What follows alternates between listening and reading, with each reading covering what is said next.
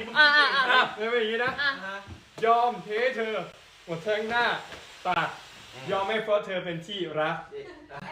ไม่เคยคิดจะพัก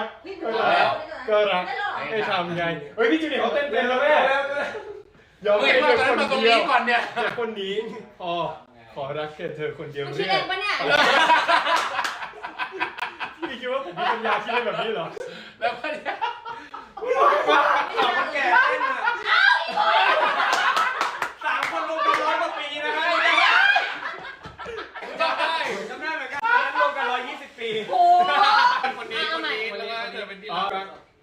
ให้เป็นคนในใจยังไม่จบอีกเหรอเดี๋ยวจะจบแล้วโว้โว้เฮ้ย